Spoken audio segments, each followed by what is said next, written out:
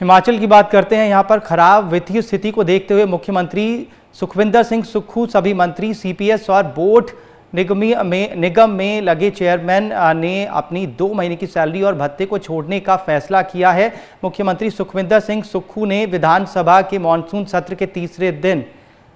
इसकी घोषणा की है। मुख्यमंत्री ने कहा कि प्रदेश की वित्तीय स्थिति ठीक नहीं है। इसके कई कारण हैं। रेवेन्यू डेफिसिट ग्रांट जो कि साल 2023-24 में 8,058 करोड़ रुपए थी, इस साल 1,800 करोड़ रुपए कम होकर 6,258 करोड़ रुपए हो गई है। अगले साल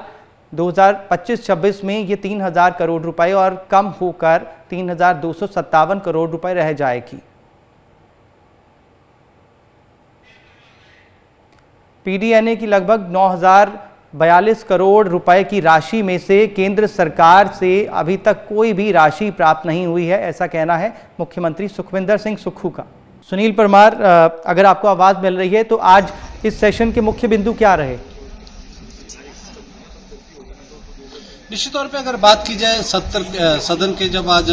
जो शुरुआत हुई है उसके बाद जिस तरह से यहाँ पे शराब पॉलिसी को लेकर चर्चा की गई और उसके बाद विपक्ष कहीं ना कहीं मुख्यमंत्री के जवाब से असंतुष्ट दिखे और जिसके चलते उन्होंने सदन से वॉकआउट भी किया। और अगर बात की जाए आज के बड़े फैसला जो यहाँ पर लिया गया है, कहीं ना कहीं 2 महीने की सैलरी जो है वो यहाँ पे डेफर की गई है, जिसमें बात की जाए मुख्यमंत्री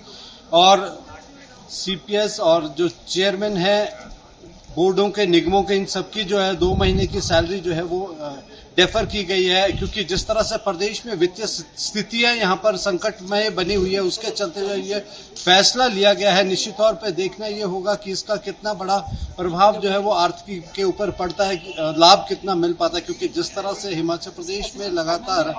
आर्थिक संकट की बात की जा रही थी और जिसके चलते सड़कों पर कर्मचारी भी जो है वो कूद चुके थे, जिन्होंने जो है वो अपना प्रदर्शन भी किए थे, उन्होंने अपनी डीए और एरियर की भी मांग की थी। तो निश्चित तौर पे कहीं ना कहीं मुख्यमंत्री ने पिछले मंत्रिमंडल की बैठक में जो है वो मंत्रियों से चर्चा की गई और सीपीएस से भी चर्चा की गई कि अगर हम अपने 2 महीने का वेतन छोड़ते हैं तो उससे कहीं ना कहीं आर्थिकी में सुधार होगा और जब वित्तीय स्थिति प्रदेश की ठीक होती है तो एक मुश्त जो है वो पैसे दिए जाएंगे। तो देखना ये होगा कि जिस तरह से सदन के भीतर सरकार की ओर से नुमाइंदे थे, उन्होंने जो है वो डेफर अपनी तनख्वाह की है और उन्होंने ये विधायकों से भी गुजारिश की है कि सदन के जो विधायक है, चाहे सत्ता पक्ष के चाहे विपक्ष के, वो भी जो है वो अपने 2 महीनों की जो तनख्वाह है और जो भत्ते मिलते हैं उसे जो है वो डेफर करे। जैसे ही प्रदेश की स्थिति में सुधार आता है वित्तीय स्थिति में, तो वो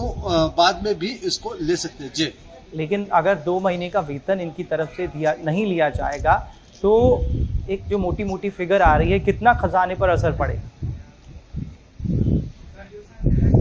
निश्चित तौर पे अगर बात की जाए जिस तरह से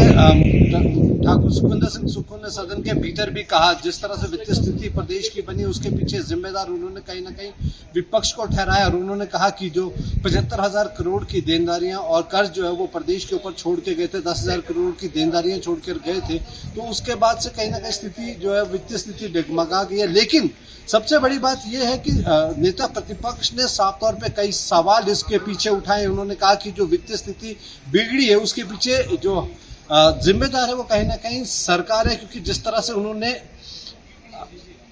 सीपीएस की फौज खड़ी की और जो कैबिनेट रैंक बांटे गए हैं उसको लेकर कई सवाल यहाँ खड़े किए। फजूल खर्ची सरकार द्वारा की जा रही है, उस पर कहीं ना कहीं सरकार को अंकुश लगाना चाहिए और जो बड़ी एक फौज खड़ी की गई है कैबिनेट रैंक से जुड़े हुए जो नेता है, जिन्हें कहीं ना कहीं ऑबलाइज करने का प्रयास यहाँ किया गया, उससे हटाने की बात यहाँ पे नेता प्रतिपक्ष ने की है। निश्चित तौर पे अब देखने ये होगा कि सदन के भीतर जिस तरह से ये प्रस्ताव रखा गया और उसको लेकर जो सत्ता पक्ष के जो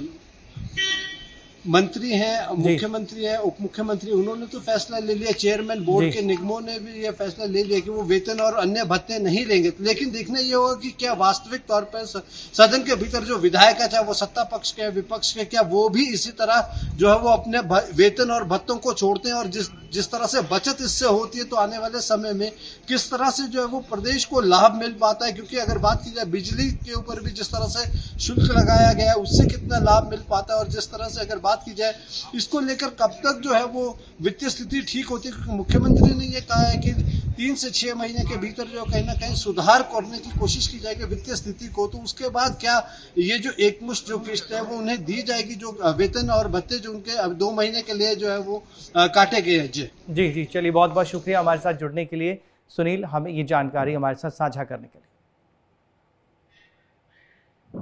भी विरोध किया कि आप चाहते हैं देश की भीषण वित्तीय परिस्थिति के दृष्टिगत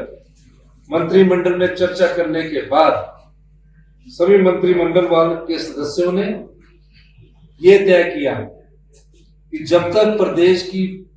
आने वाले समय में जो सुधार और अच्छा नजर आता है, 2 महीने तक ना पे लेंगे, ना टीए लेंगे, ना डीए लेंगे। और यही अनुरोध मैंने जब अपने सीपीएस साथियों से कहा, उन्होंने कहा 2 महीने तक हम भी नहीं लेंगे। महज ये छोटा सा अमाउंट है, लेकिन एक